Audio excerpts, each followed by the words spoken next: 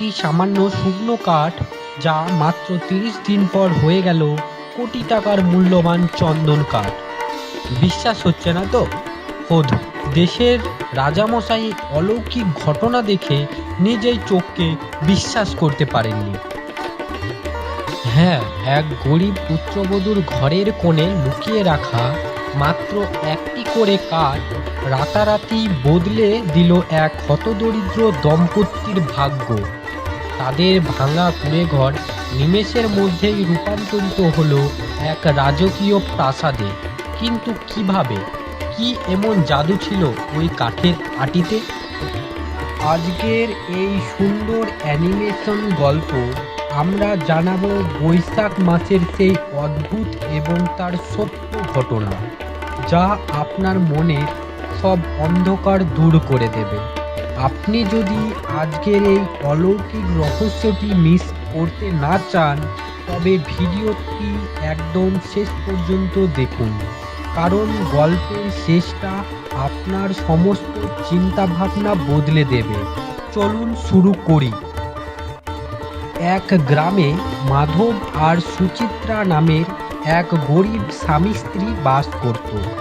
মাধব প্রতিদিন জঙ্গল থেকে কাঠ কেটে আনতো আর বাজারে বিক্রি করত। তা দিয়ে কোনোভাবে তাদের একবেলা খাবার জুটত। কিছুদিন পর পবিত্র বৈশাখ মাস শুরু হলো। গ্রামের সবাই পুজো আর্চা করছিলেন। সুচিত্রারও খুব ইচ্ছা হলো পুজো করার, কিন্তু তাদের তো টাকা নেই। তাই সুচিত্রা এই দারুণ বুদ্ধি খাটালো।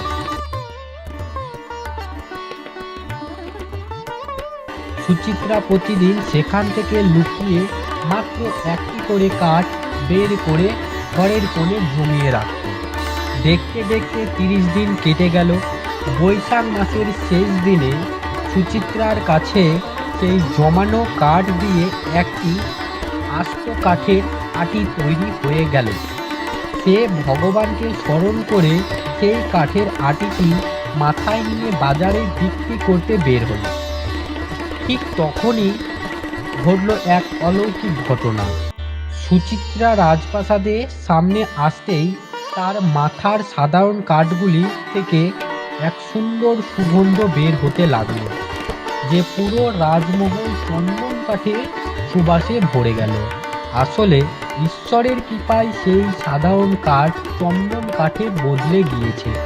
প্রাসাদের বারান্দা থেকে রাজা এই সুগন্ধ পেয়ে অবাক হয়ে গেলেন। তিনি দ্বারপাল্লাকে বললেন, বাইরে কে চন্দন কাঠ নিয়ে যাচ্ছে, তাকে এক্ষুনি আমার কাছে নিয়ে এসো। রাজা সুচিত্রাকে বললেন, তোমার এই চন্দন কাঠের আটি আমি কিনতে চাই, বলো কত টাকা নেবে। সুচিত্রা হাত জোর করে বলল, মহারাজ, আমার টাকা চাই না, আমি শুধু ৫ জন মানুষের পেট পুড়ে খাওয়াতে চাই। আপনি আমার শুধু সেই রান্নার চাল, ডাল আর সামগ্রিক দিন, তাতেই হবে। রাজার সুচিত্রার এই সরলতা দেখে খুশি হয়ে তাকে প্রচুর খাবার দাবার উপহার দিয়ে দেন। সুচিত্রা বাড়ি ফিরে খুশি মনে পুজো শেষ করল। এদিকে কাঠ বিক্রি না হওয়ায় রাত করে বাড়ি ফিরছেন মাধব। কিন্তু গ্রামের কাছাকাছি আসতেই মাধব থমকে দাঁড়ালেন। মাধব ভাবল যে ভুল করে রাজাবাড়িতে চলে এসেছেন, কিন্তু তখনই ভেতর থেকে সুচিত্রা প্রদীপ হাতে হেসে বেরিয়ে এলো। সে মাধবকে জমানো কাঠ, রাজামশাই এবং ঈশ্বরের অলৌকিক কৃপার সমস্ত গল্প শুনিয়ে দিল। মাধব আর সুচিত্রা বুঝতে পারল, ভক্তি আর সততার ফল কখনো বৃথা যায় না। বন্ধুরা, সুচিত্রার এই গল্প আপনাদের শেখায়, নিয়ত পরিষ্কার থাকলে ঈশ্বর কোনো না কোনো উপায়ে আমাদের সাহায্য করেন। গল্পটি এবং অ্যানিমেশনটি আপনার কেমন লেগেছে কমেন্টে অবশ্যই জানান। আর ভিডিওটি একটি লাইক দিয়ে চ্যানেলটি সাবস্ক্রাইব করতে ভুলবেন না।